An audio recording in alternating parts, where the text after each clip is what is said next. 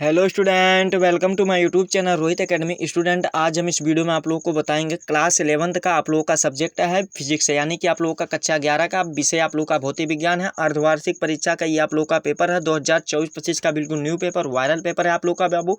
Paper ये है, paper का जो कोड है यानी कि पैटर्न है क्या है, V15000 है, यानी कि V15000 है पेपर का कोड है, पैटर्न है आप लोग का। बिल्कुल ये viral paper, most important question है आप लोग के, ये सभी पेपर के लिए इंपॉर्टेंट और सभी जगह यहीं से सभी क्वेश्चन पूछे जाएंगे। और अब इसको आप लोग को जो पूर्णांक 70 में 70 नंबर है, बिल्कुल इस वीडियो में कंप्लीट कराएंगे एंड बताएंगे। आप लोग वीडियो के अंत बने रहिएगा। समय आप लोग को दिया जाएगा 3 घंटा 15 मिनट। चलिए अपने क्वेश्चन पर आते हैं और आप लोग को क्वेश्चन का आंसर बताते हैं एंड समझाते हैं, ठीक है।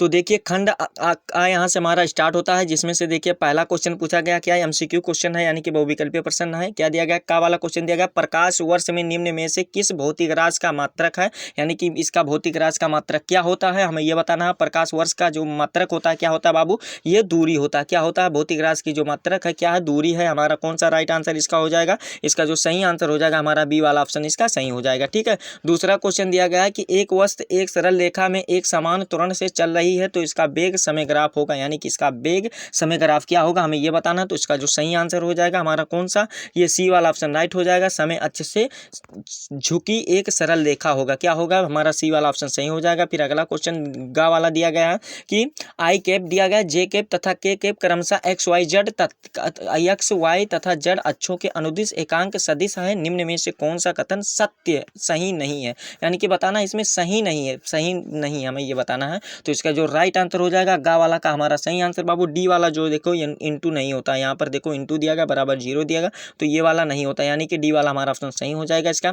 फिर अगला क्वेश्चन दिया गया बल का मात्रक होता है, देखो कितना मोस्ट इंपॉर्टेंट क्वेश्चन पूछा गया और आसान भी आप लोगों को अगर आता होगा तो लगता होगा। बल का जो मात्रक होता है न्यूटन होता है, क्या होता है बाबू, न्यूटन होता है। हमारा कौन सा ए वाला ऑप्शन इसका राइट हो जाएगा, ठीक है। अगले क्वेश्चन पर आते हैं। अगला क्वेश्चन दिया गया कि संरक्षी बल का नहीं है, यानी कि संरक्षी बल कौन सा नहीं होता है, हमें ये बताना है। तो इसका जो सही आंसर हो जाएगा ए वाला हमारा ऑप्शन राइट हो जाएगा, घर्षण बल नहीं होता, ठीक है, संरक्षी बल, यानी कि ए वाला हमारा ऑप्शन सही हो जाएगा। चा वाला यानी कि 6 वाला क्वेश्चन पूछा गया है क्या, देखिए क्या पूछा गया है, ये 6 वाला क्वेश्चन कि किसी पिंड का प्लायन वेग उसके यानी कि किसके बराबर होता है, या अनुक्रमानुपाती या व्युत्क्रमानुपाती होता है, उसके क्या होता है, यानी कि किसी पिंड का जो प्लायन वेग होता है क्या होता है, द्रव्यमान पर निर्भर नहीं करता है, बस इतना ही रहेगा। यानी कि हमारा इसका कौन सा राइट आंसर हो जाएगा, ये डी वाला ऑप्शन लॉक कर देंगे, यही राइट आंसर है, ठीक है। तो 6 एमसीक्यू पूछे जाएंगे, ये आप लोगों का 6 नंबर बेल कंप्लीट होगा, आगे भी कंप्लीट करेंगे, बस वीडियो के अंत बने रहो बाबू। देखो क्या दिया गया, खंड बा यहाँ से हमारा स्टार्ट होता है, जिसमें से अति लघु उत्तरीय क्वेश्चन दिया गया। दूसरा कक्का वाला क्वेश्चन दिया गया कि 1 मीटर में कितने एंगस्ट्रॉन यानी कि एंगस्ट्रॉन होते हैं, यानी कि 1 मीटर में कितने होते हैं हमें ये बताना। तो 1 मीटर में जो होता है 0 दशमलव क्या होता है, 1 नैनोमीटर होता है, यानी कि nm एंगस्ट्रॉन के बराबर होता है। और इसकी एसआई जो मात्रक होता है क्या होता है, आधार पर निर्भर करता है, यानी कि होता है, ठीक है। तो इसका क्या हो जाएगा, 0.1 हो जाएगा, ठीक है। यही हमारा 1 नंबर ये बेल कंप्लीट हो गया। फिर अगला क्वेश्चन देगा कोणीय संवेग की बीमा लिखे, यानी कि कोणीय संवेग की बीमा क्या होती है। तो इसकी जो बीमा होती है क्या होती है बाबू, ml² T⁻⁻1 होती है, यही कोणीय संवेग की बीमा होती है, ठीक है। हमारा 1 नंबर ये वाला भी वेल कंप्लीट होगा। फिर अगला क्वेश्चन गा वाला दिया गया, वेग परिवर्तन के समय दर को क्या कहते हैं। तो इसका आंसर क्या होगा कि वेग परिवर्तन की दर को त्वरण कहते हैं, यानी कि त्वरण कहते हैं। हमारा 1 नंबर ये वाला भी आंसर लिख करके बेल कंप्लीट हो गया, ठीक है।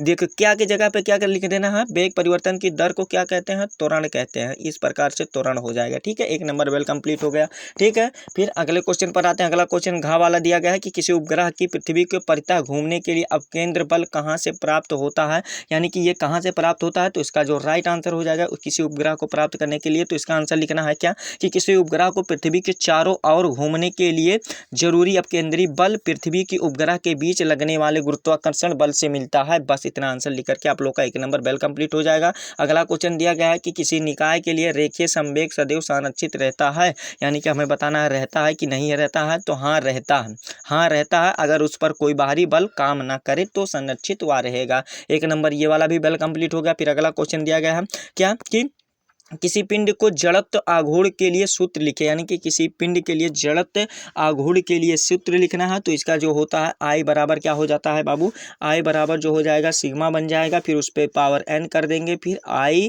बराबर 1 कर देंगे, फिर इसके बराबर यहाँ पर जो लिखना है MIR आई आर स्क्वायर हो जाएगा, यानी कि आई यल स्क्वायर हो जाएगा, यानी कि यहाँ पर यल स्क्वायर कर देंगे या आई स्क्वायर, यहाँ पर आप लोग का ये सूत्र लिख करके बेल कंप्लीट हो जाएगा। ठीक है, तो 6 नंबर इसमें भी बेल कंप्लीट हो जाएगा। खंड सा यहाँ से हमारा स्टार्ट होता है, जिसमें से थोड़ा अति लघु उत्तरीय क्वेश्चन रहेंगे, जिसमें से आप लोग का गुरुत्व क्षेत्र में किसी बिंदु पर, यानी कि ये न्यूमेरिकल दिया गया बाबू, बताना हमारा काम है। इसको रफली कॉपी में आप लोग कर लीजिएगा नोट, और इसको सॉल्व करके ही पेपर देने जाइएगा। ये very very most important question है, आप लोग को इसको दिमाग में फीड कर लेना, तैयार कर लेना। जितना इस वीडियो में बता रहे हैं बताना हमारा काम है, तैयार करना आप लोग का काम है। ये वाला आप लोग को 2 नंबर का क्वेश्चन, तो इसको अच्छे तरीके से तैयार कर लीजिए। अब केंद्र बल क्या है इसको बताइए, तो इसको भी अच्छे तरीके से आप लोग तैयार कर लीजिएगा। फिर 2 अदिश, यानी कि ए कैप दिया गया है, यानी कि ए वेक्टर दिया गया है, और बी कैप, सॉरी कैप नहीं है बाबू, वेक्टर है। ठीक है, ए तथा बी वेक्टर के परिणाम परस्पर समान है, तो दिखाइए कि सदिश ये दिया गया परस्पर लंबवत। तो 2 नंबर का क्वेश्चन, इसको भी अच्छे तरीके से तैयार कर लीजिए। द्विविमीय गति से क्या तात्पर्य, उदाहरण दीजिए। 2 नंबर का क्वेश्चन है, इसको भी अच्छे तरीके से बाबू तैयार कर लीजिएगा। सभी क्वेश्चन को खंड दा यहाँ से हमारा स्टार्ट होता है कि अपेक्षित त्रुटि से आप क्या अभिप्राय है। 3 नंबर का क्वेश्चन है, किसी और खा वाला इसमें दिया गया है कि किसी वस्तु पर ताक्षणिक वेग से क्या तात्पर्य, यानी कि ताक्षणिक वेग को बताना है, तो इसको भी अच्छे तरीके से तैयार कर लीजिएगा। वाला क्वेश्चन दिया गया है कि अदिश गुणन की परिभाषा दीजिए, यानी कि 2 अदिशों की अदिश गुणन की परिभाषा, सूत्र और प्रयुक्त प्रतीकों का अर्थ लिखे, तो ये वाला भी अच्छे तरीके से तैयार कर लीजिएगा। आप केंद्र बल से क्या अभिप्राय है, इसे छद्म बल क्यों कहते हैं ये बताइए, तो इसको भी अच्छे तरीके से बाबू तैयार कर लीजिएगा। ठीक है, बेल कंप्लीट कर लीजिएगा। और हाँ, आड़ा वाला ये क्वेश्चन दिया गया है, आप लोग को इसको सिद्ध करना है, यानी कि आघूर्ण ज्ञात करना है। इसका आप लोग को इसको भी सॉल्व कर लीजिएगा। न्यूटन के गुरुत्वाकर्षण का नियम लिखिए, 3 नंबर का क्वेश्चन है। 5वें का वाला, इसको भी अच्छे तरीके से तैयार कर लीजिएगा। कोणीय त्वरण से क्या तात्पर्य है, इसका मात्रक और बीमा सूत्र लिखिए, इसको भी अच्छे तरीके से बाबू तैयार कर लेना। जितना बता रहे हैं उतना अच्छे तरीके से तैयार कर लीजिएगा, यहीं से सभी के पेपर में क्वेश्चन पूछे जाएंगे। ठीक है, गा वाला दिया गया है कि क्या दिया गया है, ओमेगा दिया गया है कि मतलब ओ कोणीय वेग से घूर्णन करती है, तो गतिज ऊर्जा के बराबर हाफ आई ये दिया गया है, द्वारा मतलब ओमेगा स्क्वायर दिया गया है, यानी कि द्वारा व्यक्त की जाती है। तो बीमीय विधि के जड़त्व आई की बीमा ज्ञात कीजिए, तो इसको भी अच्छे तरीके से तैयार कर लेना है। और घा वाला को भी तैयार कर लेना है। कृत्रिम उपग्रह कक्षीय क्षेत्र वाला पलायन वेग को संबंध स्थापित करना है। 3 नंबर का क्वेश्चन है, इसको भी अच्छे तरीके से तैयार कर लेना है। खंड या हमारा यहाँ से स्टार्ट होता है, जिसमें से लॉन्ग आंसर टाइप क्वेश्चन, यानी कि दीर्घोत्तरीय क्वेश्चन दिया गया है। पलायन वेग को प्राप्त व्यंजक प्राप्त कीजिए, यानी कि विवेचना कीजिए कि इन कारकों पर निर्भर करता, अथवा करके भी दिया जाएगा। अगर आपको ऊपर वाला नहीं आता है तो नीचे वाला भी कर सकते हो। देखो क्या दिया गया है कि ए वेक्टर ए दिया गया है तथा बी के सदिश, यानी कि इसको सिद्ध करना है, इसके बीच के कोण को सिद्ध करना है, तो इसको भी अच्छे तरीके से तैयार कर लीजिएगा। फिर अगला दिया गया सिद्ध कीजिए, ये वाला देखिए क्वेश्चन कैमा है, क्वेश्चन आप लोग का 7वां है, इसको भी अच्छे तरीके से बाबू तैयार कर लेना, सिद्ध करना है।